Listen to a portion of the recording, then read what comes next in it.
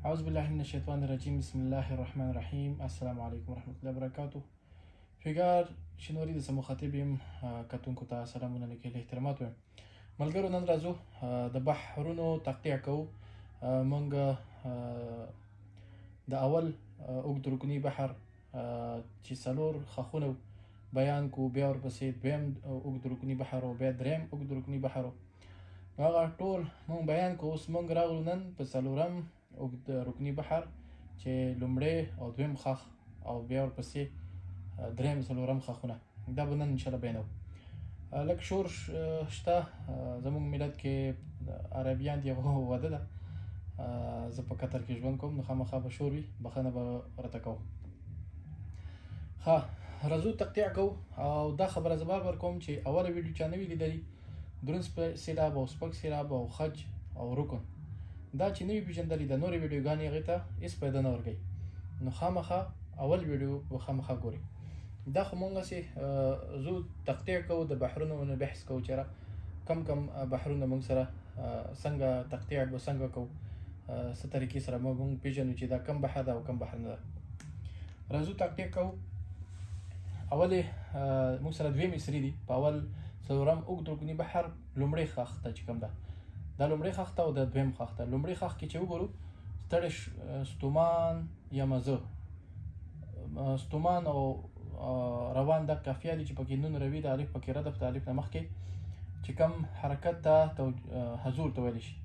حضور او ردف او روي دا قافیه ده. یا مزه ردیف ته پکې.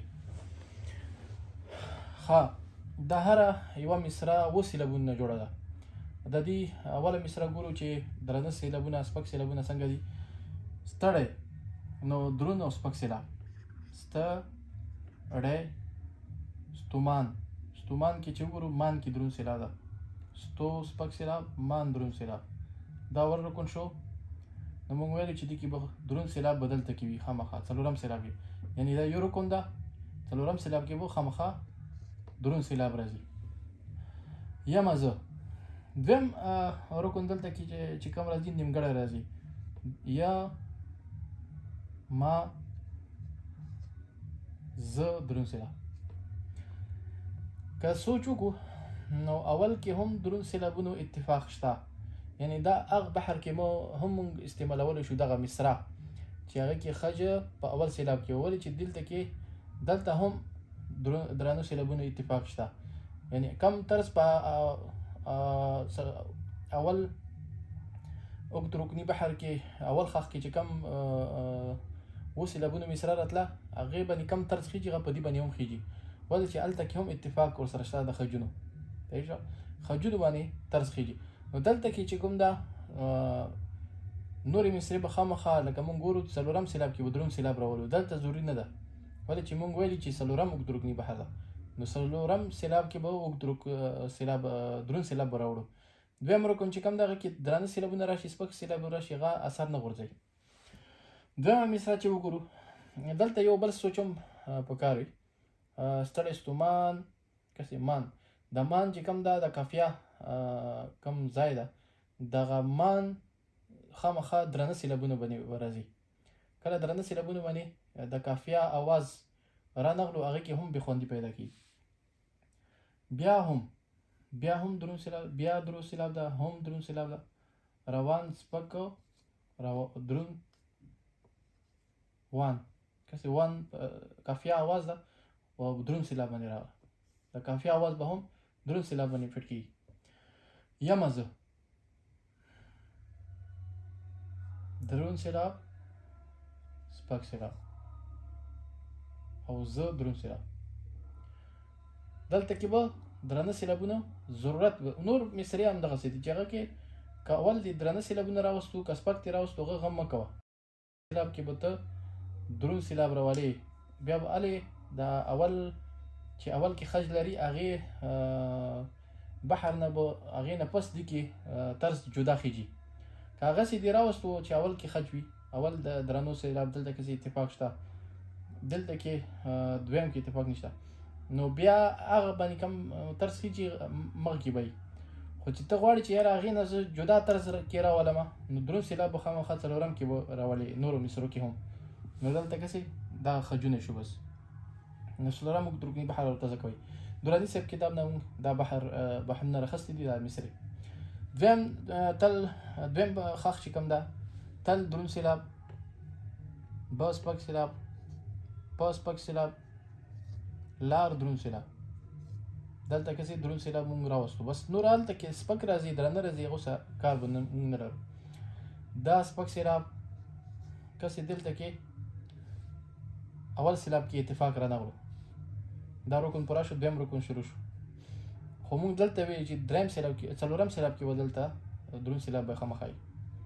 دا میړانو نو میړه سپک سېلابونه دي، ړا سپک سېلاب، نو دروند سېلاب ده. دویم رکن پوره شو. که څه تل به په لار د میړانو سره ځم. دا تکې سپک را او که دروند را مسله نشته. سره را دروند سېلاب، زم دروند سېلاب. دې غم به نه کوو. دا 11 سېلابونه دي او دا یو مصراب د 7 سېلابونو نه جوړه ده.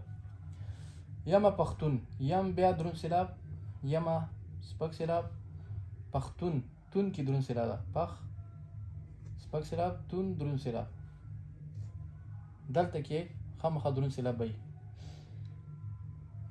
دا سپک سېلاب، پښتنو، دلته کې هم پخته نو کې زور ده، نو دروند سېلاب. سا سپک سېلاب. کسې زه دلته کې غلط شوم. یا ما پښتون دا پښتنو، دلته کې دا کسې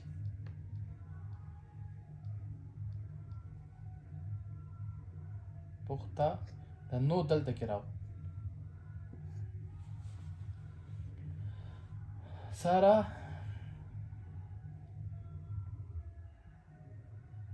سارا زم، سارا زم.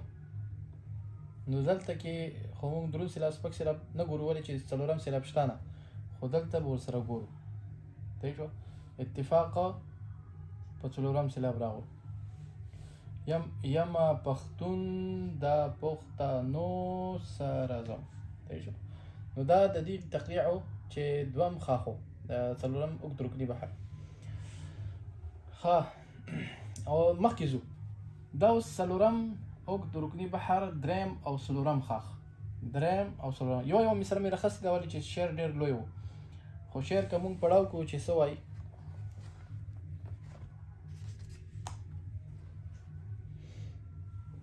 هغه بېلتون د مرګ ساعت، هغه حالت دی او زه، هغه د خیال په ستورو ډک د اسمان چت دی او زه. دا دریم خاخ و. څلورم خاخ چې مونږ سره ده. حسرت مې پاته نه شو، سجده مې ډېره وکړه، مینه مې پټه لږه ښکاره مې ډېره وکړه. ها راځو اول مصري تقطیع کوو. هغه دروند سېلاب سپږ، بېلتون دروند سېلاب. دا یو رکن شو، خج ځای کې دروند سېلاب راغو. د مرګ سپک او دروند، ساعت سپک او دروند. دلته هم دریم څلورم سېلاب کې دروند سېلاب ضروري راغو. صحیح شو. هغه دروند او سپک، حالت سپک او دروند. دلته هم دروند سېلاب راغلو. د سپک سېلاب او زه، او کله دروند راځي کله سپک راځي، خو دلته به زه سپک وایم، زه دروند سېلاب. خو دې سره هم کار نشته، ولې چې دریم سېلاب کې هغه څلورم سېلاب ځای نشته. نو د دې بحر چې کوم 15 سېلابونه دي، قافیه سوه، حالت تا پکې روي و، لام او سره قید مید نشته.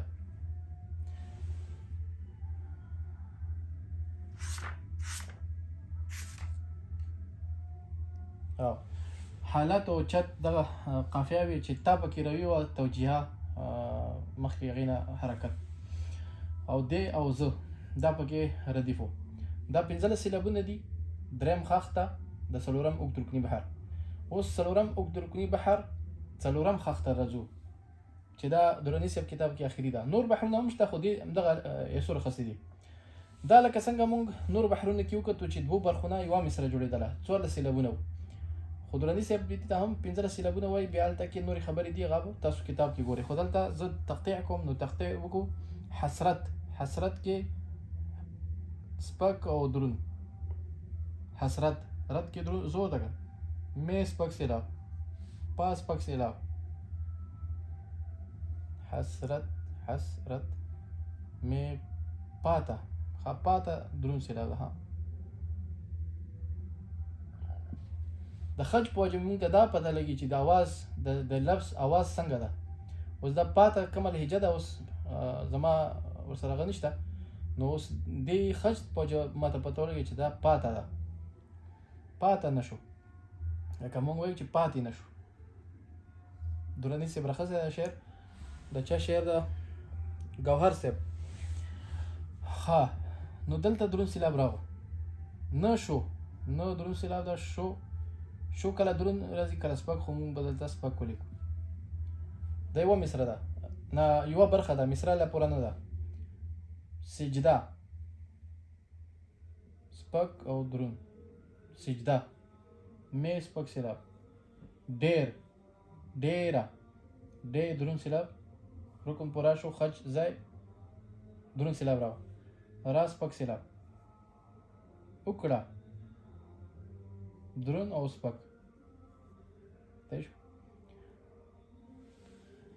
دلته موږ نه یو سیلاب پاتې شوی ده. حسرت مې پاته نه شو. نو دا وګوره دلته کې کسې سره اتفاق نشته. خو دې موږ ویلي چې څلورم سیلاب شته نه ځکه درانه سیلابونو ضرورت نشته.